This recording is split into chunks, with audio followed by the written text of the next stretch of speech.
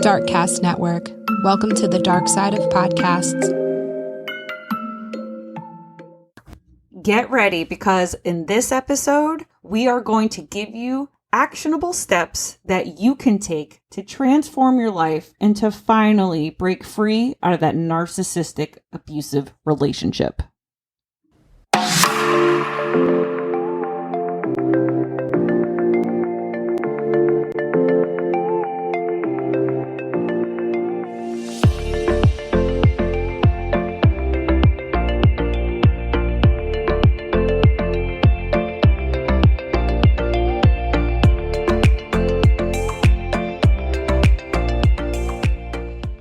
Hello, everybody, and welcome. Welcome back. This is True Crime Connections, and I'm your host, Tiffany. Today, we are going to talk with John and Melissa, who are narcissist abuse recovery coaches.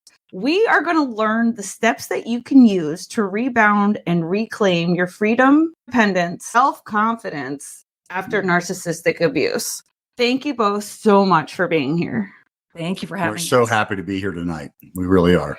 Yeah, this is so important. And what I love about you guys is that it doesn't matter where the listeners are on their journey, whether if you want to leave, whether you did leave, you have something for everybody. And that's great. Absolutely. Absolutely. Yeah, we actually call them journey buckets. Yeah. Where you are in your narcissistic abusive relationship, whether you're still in it and want to leave but don't know how. You've just left and are very, very weak and vulnerable and are possibly thinking about going back, which a lot of victims do. Yep. Or you're struggling with recovery. You've left and you're just stuck. You're just stuck in recovery. And we love to coach people on recovery. Yep. And just wanted to mention, both Melissa and I are survivors of narcissistic abuse. And we both healed and met each other.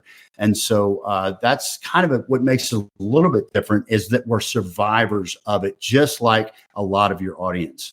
Yeah, it makes us very relatable, because when people are talking about being in a narcissistic abusive relationship, it's almost unbelievable to the outsiders, because a narcissist only acts horrible inside the relationship. Outside the relationship, they put this facade on and everyone thinks they're just a perfect person. So when you start complaining about this perfect person, you actually look like the one that has a problem. Right. So it makes it very difficult for victims to come forward and actually, tell their story or seek help. Especially if you don't think anyone's going to believe you. Absolutely. Right. Or you doubt your own sanity because they've gaslit you so much. And a lot of times a smear campaign is going on behind your back that you're not aware of, where your abuser is telling your close friends and family lies about you. We call that the smear campaign, and we can get into that more later. But that can be really disheartening too, because you're trying to reach out to people that you feel like you can trust, but they think something else is going on about you that you don't know about. And that can be really difficult to deal with as well. Yeah, exactly. Oh, I can only imagine. Thank God I've dated 2 narcissists. I've also dealt with financial abuse. So I know all that. Thank God. I don't think I had any of that going on in the background. I had enough. Sometimes it's hard to tell, because we always tell people when they say they feel so stupid. It's like, I can't believe I fell for it. I felt so stupid. Why didn't I see things? Why didn't I realize what was going on? And it takes a long time for someone to realize it wasn't their fault. Right. They're not to blame. In fact, there was nothing to see in the beginning. I mean, in the beginning of the relationship, it seems perfect. I mean, that's the only time they ever listen to you, is in the beginning of the relationship. They listen to everything you say. They listen to what makes you happy, what makes you sad, your pet peeves.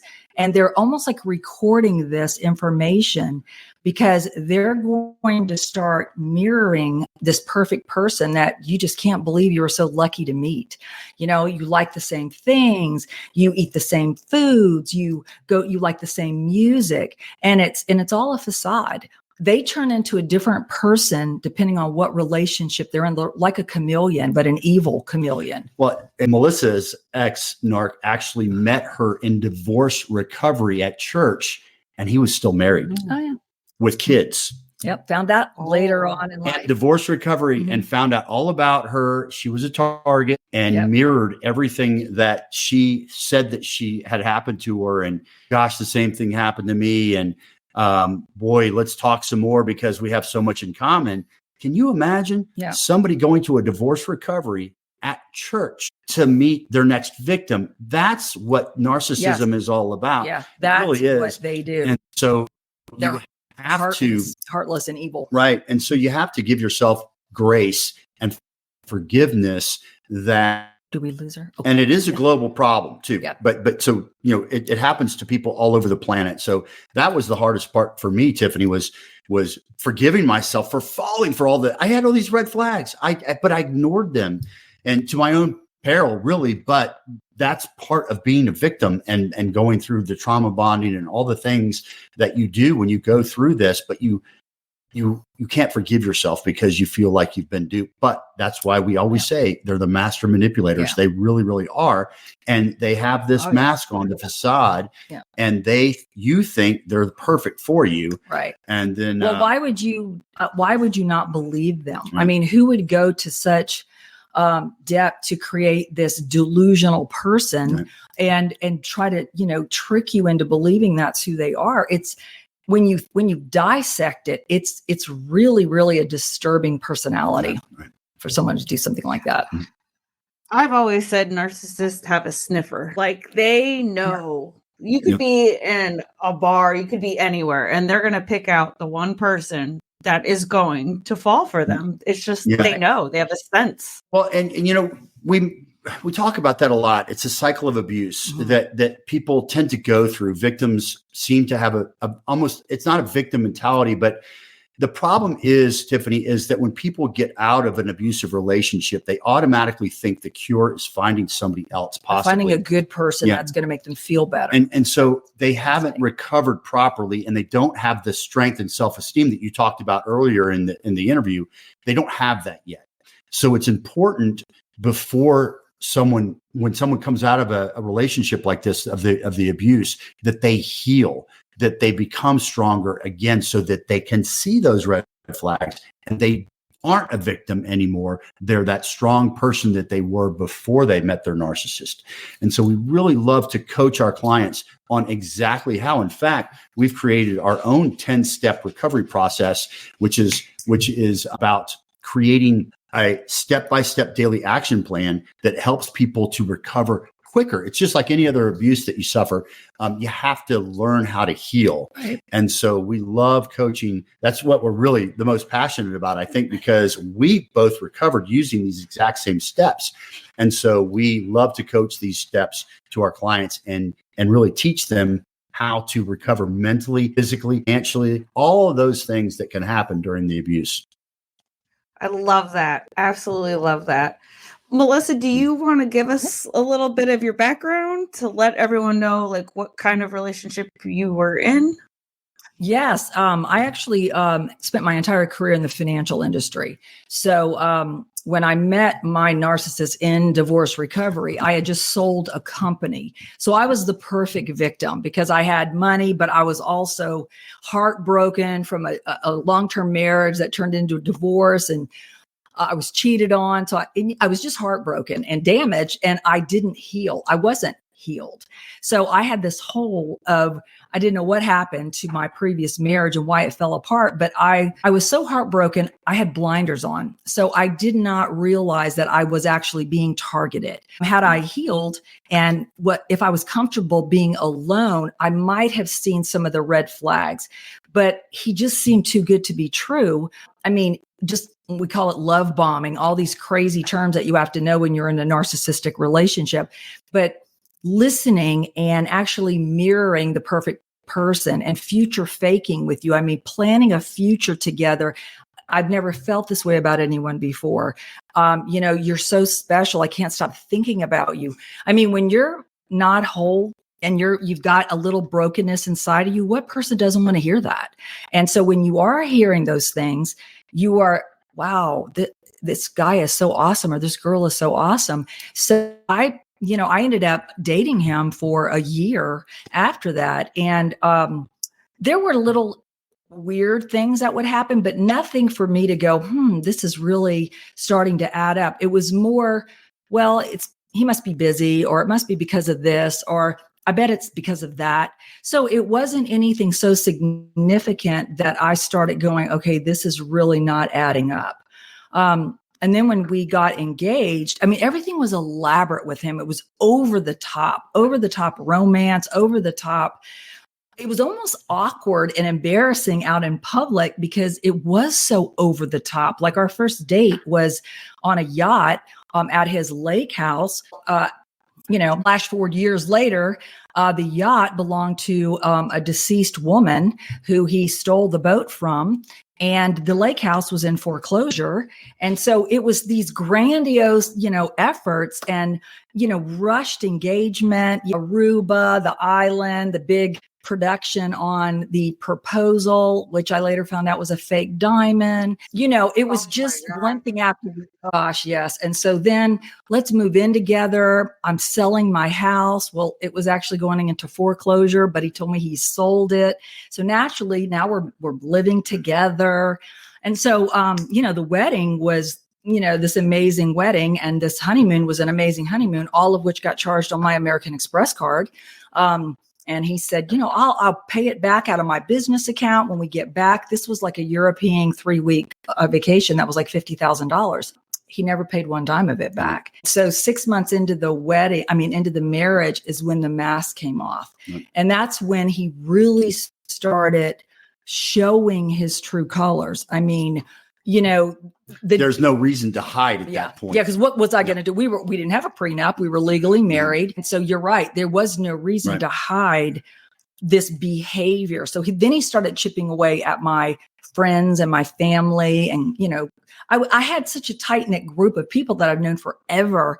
And so he just started picking off one after the other and finding problems and faults with people.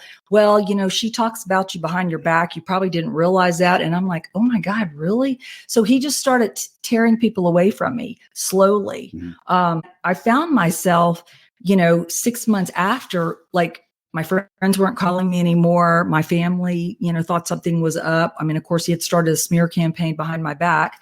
And so I was all alone with him. And that's when it gets really scary because you don't have your support network anywhere. And so that's why John was talking about these steps that we created. It's so critical to do each one of them. And because they isolate you, because you feel devastated, because you feel so alone and ashamed, you generally don't say anything to anyone. You suffer in silence. Yep. And they're out smearing your name to everyone because they can sense that you're not okay with things. So you probably would go and talk to somebody, in the circle of friends, not if they've smeared your name, because those friends won't return your phone call. They won't invite you to lunch anymore. They don't return your text messages, and you have no idea why. Right. But it's because of that horrific smear campaign. And that's when the financial abuse starts. Yep. That's when the physical abuse starts. That's when the emotional abuse starts. And it just gets worse and worse and worse. Yeah. And because there is no escape at that point. You're either in business with this person or married to this person. You've had a child with this person. So it's really, really hard to get out of the abuse at that point. Without more damage, without, like, mine, things were getting so horrific that I finally said, I can't live like this anymore. I don't know what you're doing. I don't know who you are. I don't know what you're doing with money. He kept lying about different things like that. So I said, I'm going to file for a divorce. Well, that's probably the worst thing you could tell a narcissist, because that means game on. Game on. War is on. Yep. I basically handed in my playbook, and he looked at me and he started laughing. Now I'm crying. He started laughing, and he said, well, then pack your bags and get out. And I said, well, we're in my house. This is my house. And he goes, I'm not the one that wants a divorce. I'm not leaving. And he would not leave. So I'm like, my gosh, that's when I became very, very, very, very scared. Yeah. God, I can identify with quite a bit of that. And it's just crazy. It is absolutely crazy. It is. I mean, thank God I did not marry mine, but they do. Little by little, the real person starts to come out. Slowly just chipping away at your self-confidence. Really understand how to even discuss it. We've had Melissa, we have so many clients that have been in therapy and with therapists, and they tell us we learned so much from you all because I feel like you get it.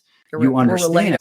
Because a lot of times when you're with a therapist or with someone and you're trying to tell them what's going on, well, they think, well, what's your fault or something from your child that brought on this abuse. And you're like, this has nothing to do with the victim. This has to do with the abuser. And so it's really difficult for the victim to share with other people because they just can't believe that somebody can actually do these things.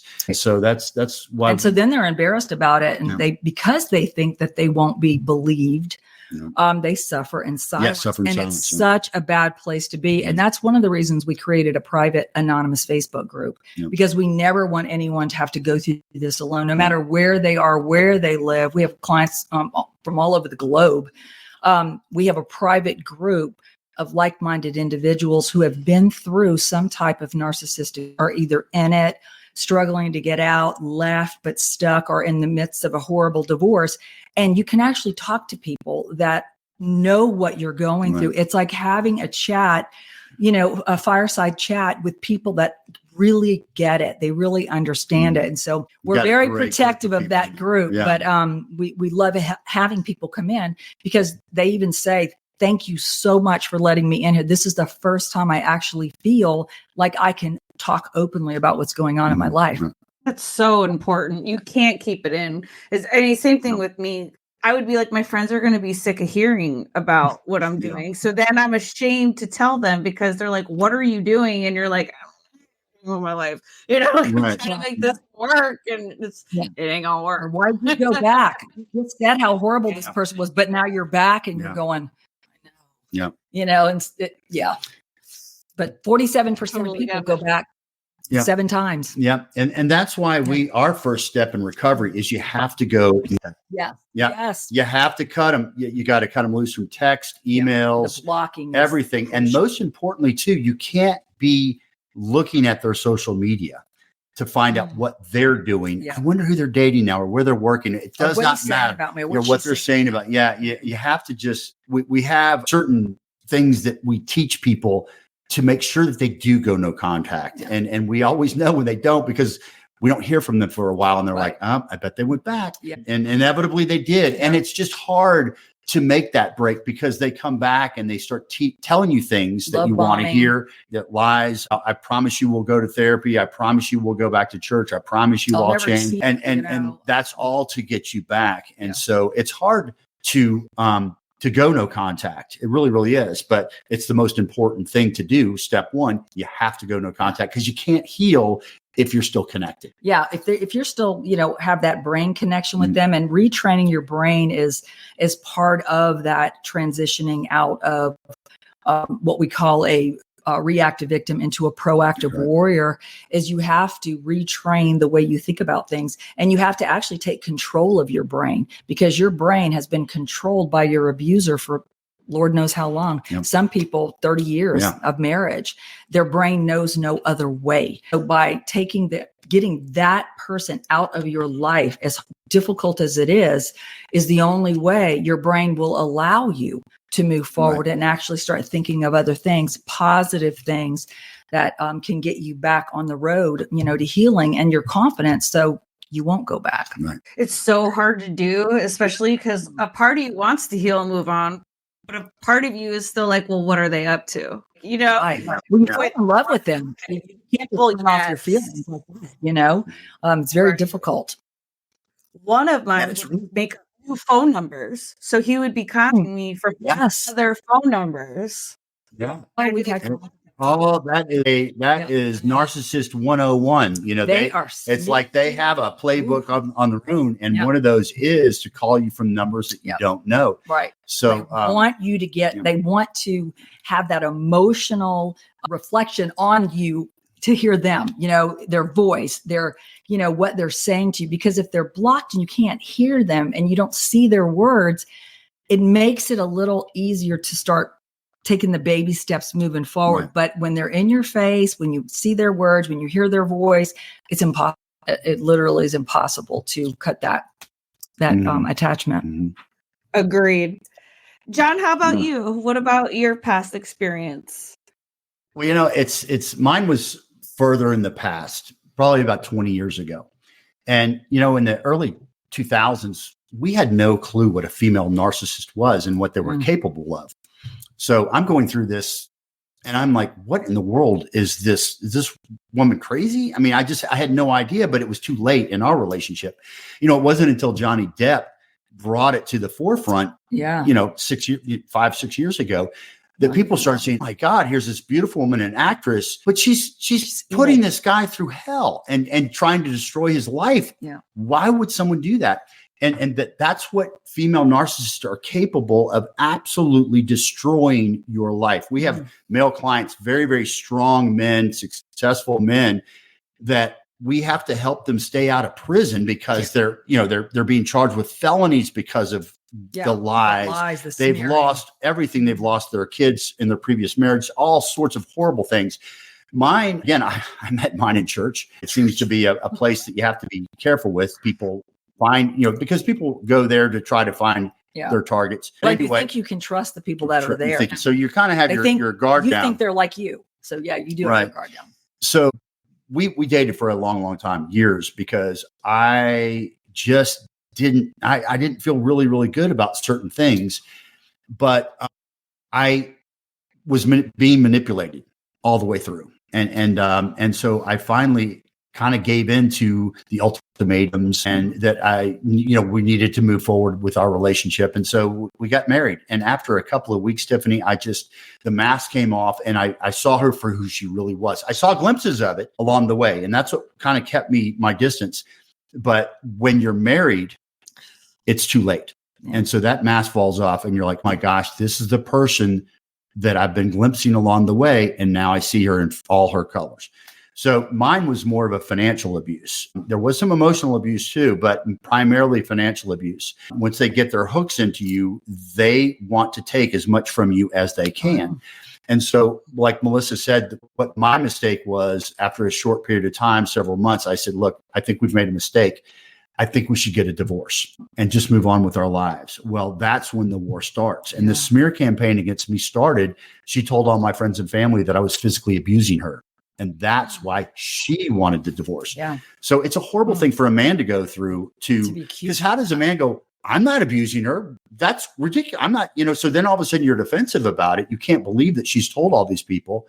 And so that's a horrible thing. And then mine tried to extort money from me. The only way that she would divorce me is if I gave her a certain amount of money. And if not, we were going to court. And it's hard for a man sometimes in the court of law when they're dealing with a female narcissist, because female narcissists are brilliant actresses. They really are. Cry at the drop of a hat. So she would have had any judge or jury eating out of her hand. Yeah. So basically, we went to mediation. I found out what's the least amount I can pay this woman to leave me. And I had to write the check.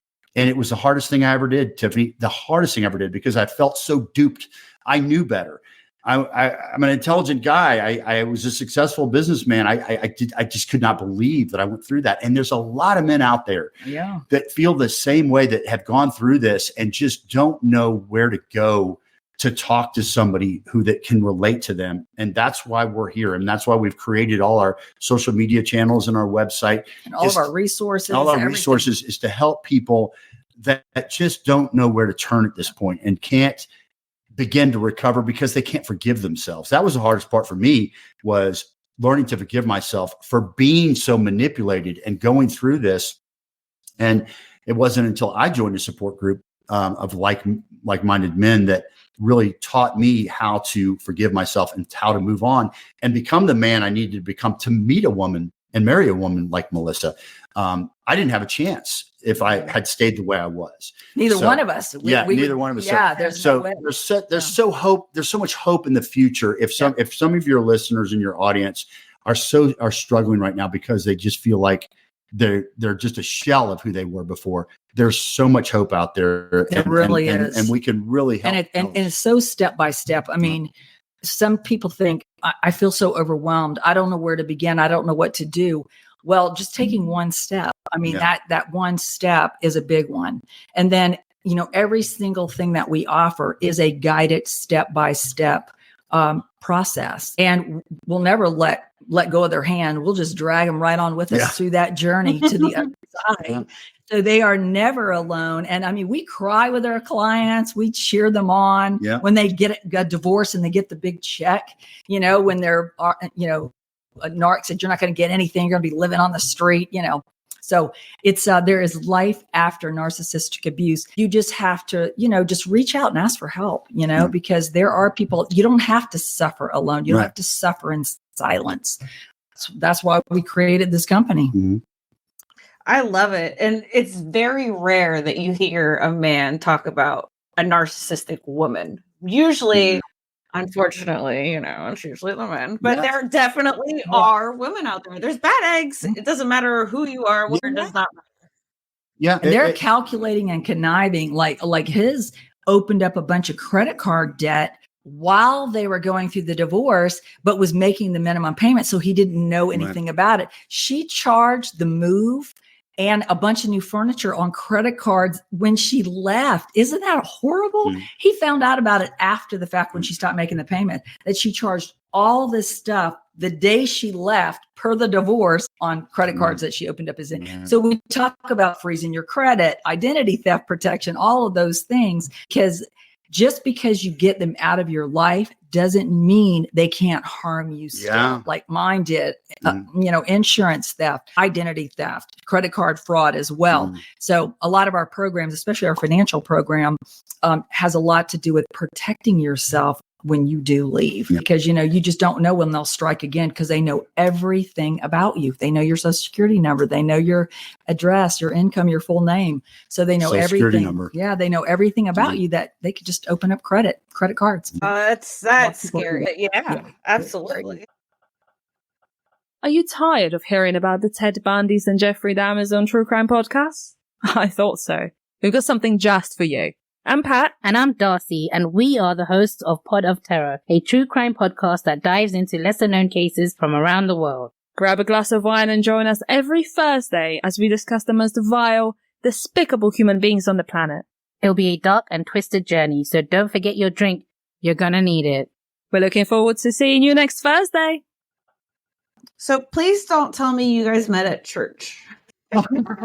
No, we didn't. We actually met through a mutual friend, someone who actually worked for me for 25 years. He was actually an employee of mine for 25 years. He was like a family member to me, and John went to college with him.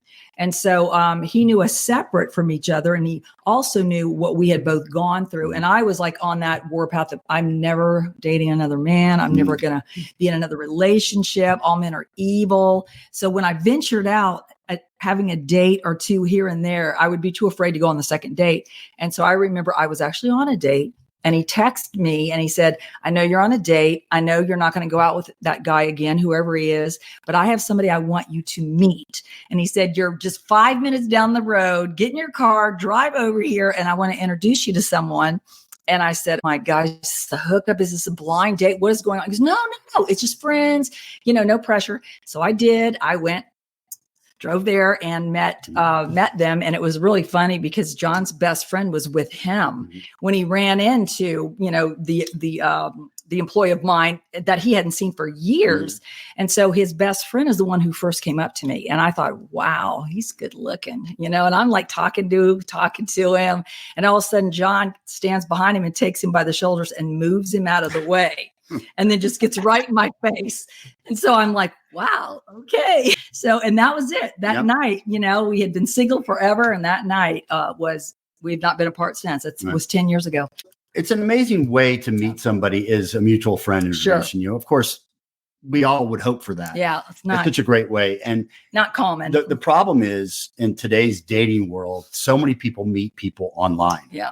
And so there's no filter online. You get this story of whoever they are. I mean, they can make up something. And so it's very problematic for people that are starting to date again when they meet somebody online, because do I believe this person's life? Do I not? How do I know? And so it's really, really critical that when you are dating somebody and you meet somebody online, that you do do a background check. We recommend this to all of our clients, and I'd like to just recommend that to some of your listeners if they're doing that. And people think that just doesn't sound like it's very trusting for me to do a background check on somebody when I'm it's like you trusted dating. the first one and look what happened. But yeah, if Melissa had used this company, this service, it would have saved her hundreds of thousands. I would have never gone on the second date. Never on the second date. So, but also conversely, if everything that they've told you shows up just like it is, you're like, hey, you know what? I'll go on a second or third date or whatever. And it's anonymous. They never know you did it. But arrest records, if they're a sex offender, if they have judgments, bankruptcy, tax liens, anything that's filed against them in public records that you would not know to search is on this report. So if somebody's got and mine had all of those things, IRS liens, bankruptcy, judgments, criminal arrests, DUIs. Of course, I didn't pull it then, but if I would have seen all of that, I would never have gone on the second date. I would not have gotten invested with my heart with this person, because obviously very, very bad character, very dangerous person. So why not save yourself that heartache? Again, if you can look at their record, and if they're, you don't have to you don't tell them that you looked at their record, because they don't know that you did it. You can just say, you know what, I'm just not ready to date. I thought I was, but I'm not. That's it. They don't have to know what you've done, but you've just dodged a bullet. So. Oh, for sure. I recommend that to everybody, anyone as well, because that could save you some time, some heart. Yeah. If you weren't fortunate enough to meet somebody like a mutual friend introduced you who knows each person, which is kind of rare, unfortunately. But that we always recommend Truth Finder, and I'll make sure that we give you the link so that you can share it. But it's just such a great company, and we recommend it to a lot of our clients. Yeah. So did you still do a background check on each other? No, we didn't. We took our friend's word. Because, we took our friend's word. John could beat him up, and he worked for me, and I could fire him. So I think he was too nervous to lie to either one of us. And we're still great friends. We are. We just spent last week with him, with he and his wife, out on their lake. After 10 years, you know, and so it's amazing. So, but so it's just been great. But it's so possible for anybody that it is, to go through this horrible situation, but find your true dream life on the other side of getting through it. So it is absolutely possible. And it's just taking one step at a time, just one small step at a time. And sometimes that first step's always the hardest, but once you get going, and that's the reason we created so many different programs, just depending on where people are in that relationship. And that's why our company is called Victim to Warrior, because that's exactly what we love to do, is take people that are victims and turn them into warriors. And so that's what we do. That's our social media channel handles. And it's kind of a neat thing too. I just want to share that one more thing with your audience is check out our social media channels, our TikTok channel, our Instagram. We love to do reenactments. Oh yeah. Our skits. And sometimes, and they're true. They actually happen to us. Sometimes people will comment and say, you know what, I had no idea this was going, now I see it now that I can see it. So we love doing these reenactments for people so that they can really fully see what it looks like. And then we coach through it too. Like, hey, if this is going on with you, this is the best way to handle this or whatever. So people are in denial, and they make excuses for bad behavior, and they make excuses for things going wrong in a relationship. But when someone can see what actually happens in a narcissistic abusive relationship, and they can actually go, oh my gosh, did you were you in my house with a camera? Was that my dad? I mean, we get that a lot. The people just completely relate to actually seeing it. And so it is a little triggering, because it is true stories about what happened to us. But if it helps people, then you know what? It's worth it. For sure. I mean, I think I could have used you guys back in the day. It's so funny, Tiffany. We have so many people that will comment and go, my God, where were you 10 years ago? A couple of years ago when I was first going through my divorce, or when I was trying to leave, where were you? So I can already be on my freedom. So we hear that a lot, Tiffany, believe me. I can only imagine. What are your 10 steps? Well, you'll have to find out. I'm just teasing. Let me just give you a quick summary, because we do have our 10 critical steps to healing. We have 12 critical steps to take before you leave. So if you're still in the relationship, important things like checking for tracking devices, freezing your credit, opening up a separate bank account, having an emergency fund, all of those important steps. So we have 12 steps to take if you're still in the relationship and want to leave but don't know how. Yep. So you can find that on our website, thev2w.com. But the 10 steps to take, it really encompasses, again, the first step is you have to go no contact. Yep. You have to cut that cord. You have to be able to heal. And then we talk about steps that are about emotional healing that include meditation and nourishing, because journaling is so critical to get those toxic things out of your brain and onto paper.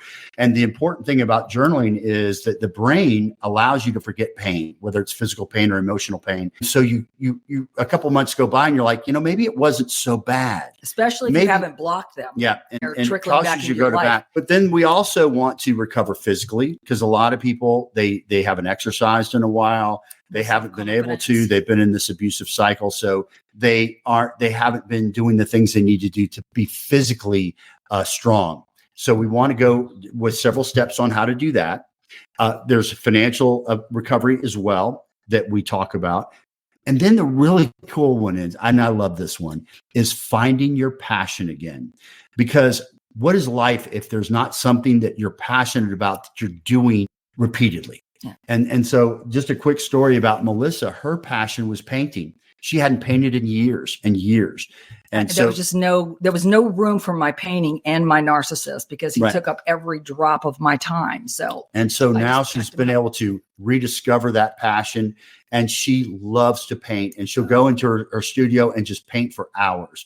And so it's amazing. There's so many victims out there that go, you know what? I never thought about that. I love to sing, or I love to dance, or I love yoga, and I haven't been able to do that. Or there's so many things that are taken from us when we're in an abusive relationship. And so rediscovering that passion is one of the critical steps that we love to coach through. It's a reward for who you are and what you gave up, and you can get it back. And it does make you feel really, really good about yourself. It's like you are a warrior. You survived this, and you came out on the other end as a thriving warrior instead of a reactive victim. Mm-hmm. And so we definitely let people know, you know what, that is the light at the end of the tunnel, because you're worth it. You deserve it. You deserve to go back to what made you happy, what you were so passionate about before it was ripped away from you. Right. Everyone deserves to be happy. You should be allowed to like what you like, to do what you want to do. Anytime somebody tries to hold you back from your passions, that's a red flag. Something that we always said, we want victims to reclaim and rebuild their lives and become warriors. We love doing that. We love seeing that transition in our clients, and we see it every single day. Yeah. It's an amazing thing to see. And that's what makes us so passionate about what we do, because we actually see the transformation, and it's incredible. So we celebrate wins with them. We cry with them. Yeah.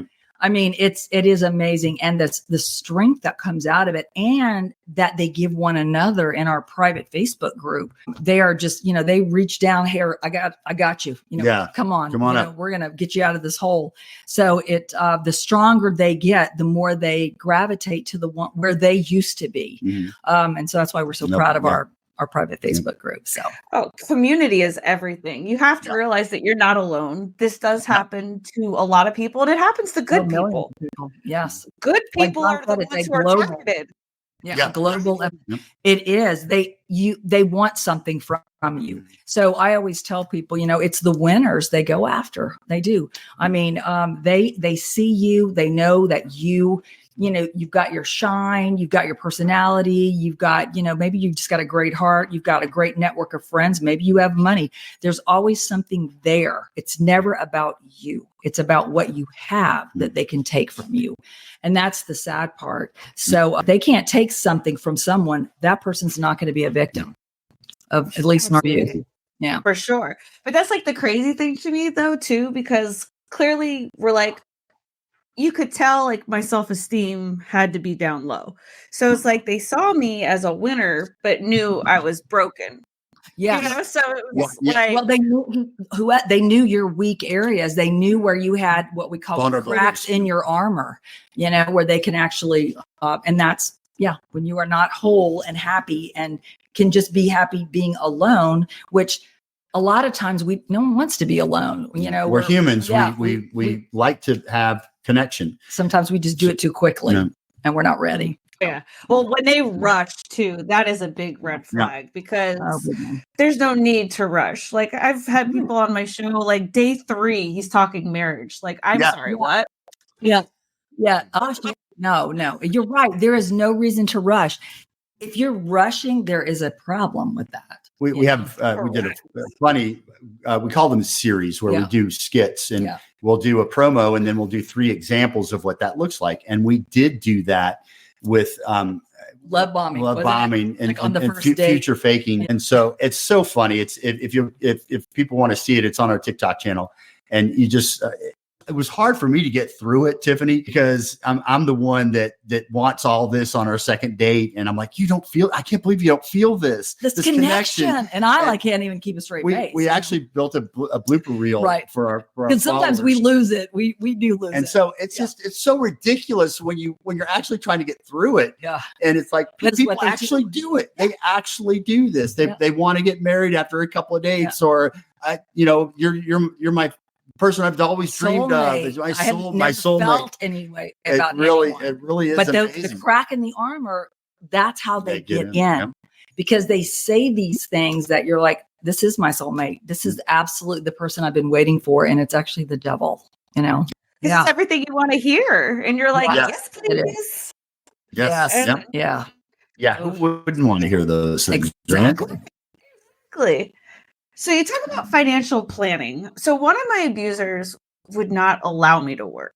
How would you help someone else who was kind of in that situation be able to be financially ready to leave if they didn't have anything? That happens all the time. Yeah, it really does. Yeah. Well, and it's getting you to stop working is a way for them to control you because you can't do anything without money. So slowly taking your, why don't you stay home? I'll take care of you. You just take care of the house. I'll take care of everything else. And it slowly starts happening. So what we hope is that people that are watching our channels, watching our skits, if they're in the early parts of this, what we tell people is don't give up your independence. If you are going to be a stay-at-home person, at least have your own bank account or demand to have, access to the bank accounts and your own credit card and your own debit card. If you can stop it in the beginning before you relinquish all rights and they take everything and control everything, it becomes much, much harder to actually leave. And that's why, John, we talked about the 12 critical steps to take before you leave, because we actually coach people on how to create an emergency fund so they can leave. Even when they're not employed too. Yeah. And they don't have access to money. It's very, very difficult. It really is. And you have to be very strategic about things. Yeah. And it takes it's possible to get, a remote job that you just work a couple hours a day or a couple hours a week to start putting money away. Get gift cards at the grocery store, at extra $10 or something like that and start stashing them. When you get gifts in the kids, graduation presents or whatever, stash them. There's more important things to do with that money in the future than, whatever you could buy with that right there. Right. So you just have to be strategic, but that's the reason we list out these steps so people know what to do, because getting that emergency fund separate from your narcissist in a different bank is a big step. Yeah.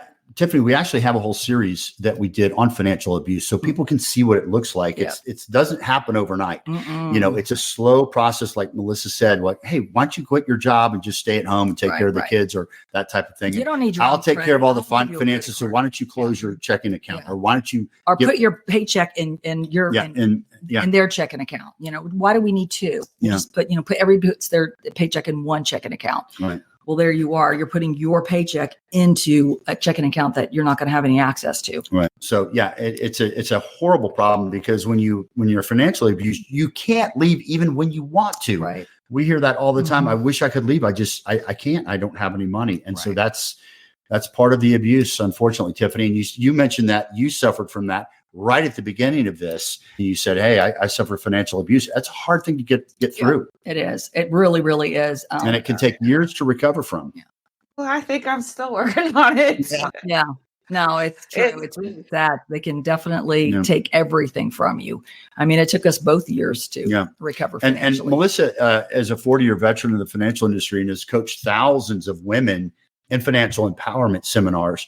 And so we've actually put together a whole series on financial abuse, and it's on our website, but it's a 6-video series with a 47-page workbook, really helping people to recover. And it's just not financial abuse. It's rebuild. It's financial hardships too, because, a lot of people are suffering right now through financial hardships. And so it's just a way to try to claim back and become financially empowered no matter what's going on in your life right now. So that's a really, really awesome thing that we've put together. And yet don't have a better coach on finances than Melissa. Really, she's amazing. So we love to have that available for people. You need to, you're lost. You feel stuck. There's nothing worse than feeling stuck.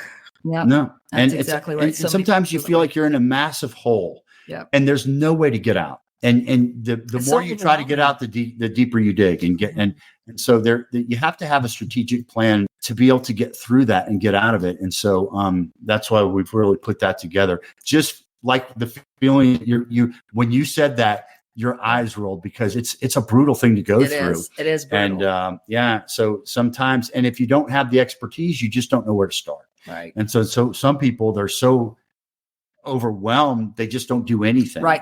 They're paralyzed. Yeah. And being paralyzed means that's where you're going to stay. You're going to stay like that. Yeah. And so, breaking out of that shell, it's the reason we've made our resources and our programs so step by step and guide it, because we don't want anyone to, hand them something and say, well, hey, go read this. This will help you out. We just take little tiny baby steps and just help them along the way so they don't feel overwhelmed, so their brain can absorb what we're saying and they can implement this one step. And everyone's timeline's different. Yeah. I mean, we've got recovery programs that people like, I want to do your life transformation in 30 days. And that's when people are out of the relationship and they're wanting to get their life back. And then we have people that are in the 12 critical steps planning their exit strategy. That might take longer. It just depends. But strategically planning safely will help them get out and stay out. Yeah. So. I love this. I really do. I think what you guys have done is amazing. And I think so many people could benefit from it. Absolutely. There's more narcissists than we need. Yes. Well, thank you. Thank you. Thank you. Yes. We like outreach. 2 million people a month actually Google narcissism. So there is a huge global problem about it. So. Unfortunately, I do think some people get labeled as a narcissist that aren't, it kind of got taken away. Yeah. Yeah. Yeah. We actually did a series on narcissists versus narcissistic traits. Yep. Because a lot of people have traits. It doesn't make them a narcissist. Yep. If you are a true narcissist, then you actually have no emotion. You have no sympathy, no empathy. You cannot create your own emotions. You don't care if someone's on fire. You'll just walk right over them. Right. But having narcissistic traits, you might be the most frustrating a-hole ever, but you still have emotion. Mm-hmm. You still feel bad about certain things. So we actually did skits on that. And then we have a questionnaire that people can go through and find out who are they with. They know they're with someone bad. They just don't know which side they're on. And they want to know, is there can this person be fixed? Yeah. If not, and so that's the thing too. If they're a true narcissist, there's no cure. No cure. And so no amount of therapy or anything like that is gonna fix it. But if they just have certain traits, that can be worked on if they want to work on it. Like Melissa said, we have this phenomenal questionnaire on our social media sites and our link tree that is just, it's called, Are They a Narc? And it's just a questionnaire. It's a page and a half of just questions. You go through there, you total up the number, and it kind of lets you know what you're dealing with. Right. And it's a freebie that we have, and it's an eye opener for people, because they're like, my gosh, I didn't realize they have this all person of these is traits. This. So it's a phenomenal tool. So please let it's free. Let your listeners know they can go to any of our social media channels, Victim to Warrior, and pick up one of those questionnaires in our link tree. Yeah. And take that quiz, and you'll know. You will know. Yep. I love that. And I love quizzes. I might take it just for fun. Yeah. I'll be like, It is. Yeah. It's very, very eye-opening, Yeah. like John said. Yeah. So on your social medias, is it spelled out Victim to Warrior or is it the V2W? So Either way. Yeah. Victim to Warrior is how you find us on TikTok, Instagram, Facebook, or YouTube. Mm-hmm. Any of those social media platforms. And our private Facebook group, if people are interested about that, please go to our website, v2w.com. And just on the bottom of our homepage, it says join our community. And you just click there. You can't find it by going to Facebook. That's the beauty of it. It's totally anonymous. It's hidden. And you don't have to use your real name. You can use something join else. Anonymously, but we do vetting, right? To make sure we're not letting, So that's a baby step. If someone's suffering right now and they just feel isolated and alone, just go to our website and click on join our group. Join our group. And there's all sorts of other resources there. Our free masterclass. There's our survival kit ebook, and our one-on-one phone calls that can really help people that need hand-holding. And we're happy to do that. So please check out our website but join our Facebook group. If you're really struggling right now and you feel isolated and alone, you're not. You don't have to go past this point alone and isolated. You can be in a group of we have thousands, over 1,200 people in our private Facebook group right now. Just people that are so available 24/7, no matter when you are like, you wake up in the middle of the night, I'm like, somebody is on there and willing to help. So it's a great platform. Is it still good? Like, say if you're out of it, but you want to help other people. We have people that are out of it that stay in the Facebook group. They've actually gone through the programs and they'll join our TikTok lives and to help others because they know how isolating it is. So we have people on there that have already divorced. They're 3 years out, and they tell people this is freedom. You can actually smell the coffee. You can breathe the air and see the sunshine. That's actually part of the healing process too, is helping others. Yeah, it is. It makes you feel so good about the experiences you went through. Helping somebody else with that doesn't make them feel so bad anymore. Right. You're like, look, let me share what happened with me. It might help you to feel better or to heal. So we have lots of people in there that have recovered, like Melissa said, and love to help others and are so willing to help others. Good information. So we love that. We're really proud of We're really proud of that group. It's taken a while to build it. Yeah. But we're so possessive of that group. We're so protective. The members are protective. If there's anybody in there that shouldn't be, man, they rat them out. We get them out of there. Yep. Absolutely. I mean, that's why I do this podcast, because this stuff needs to be brought to light. Because when I was going through it, there's no such thing as a narcissist. Gaslighting? What the hell? Were you getting gas at a gas station? None of this existed. All of a sudden, everything started coming out, and it was like, my God. People are actually walking among us. A lot of them, millions of them. And then it's like, well, then what do you do? Right. It's like, now that you know what you're dealing with, it's like, now what do I do? Now that I know I'm not the crazy one, now what? Yeah. Oh my God, yes. I got told I was crazy every day. And I'm like, you are the one making me crazy.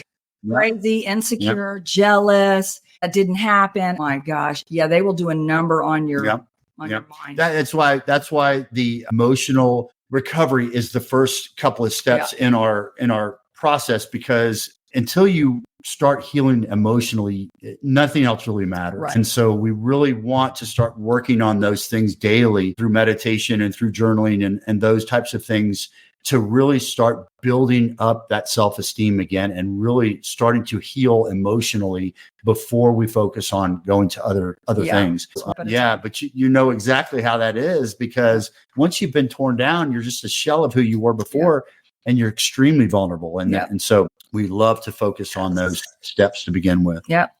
And building people. I told constantly I was ugly, fat, and gross. So it took a long time to rewire that.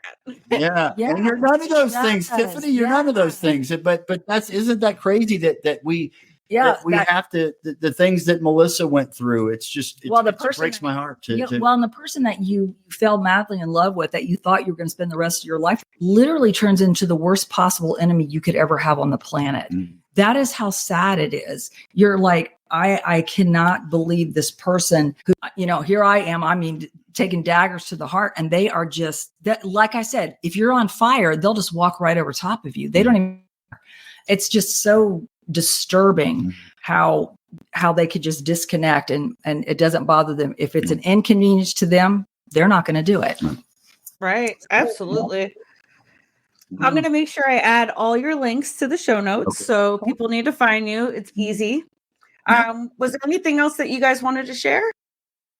No, just there's hope. There's hope. If you want to connect with us, we will absolutely take you under our wing. Yeah. If someone wants to connect with us, just go to one of our social media channels. DM us. Yeah. Yeah. It's just a great way. Yeah. Or you can connect with us on our website too. There's a connect area there too, to send us a message.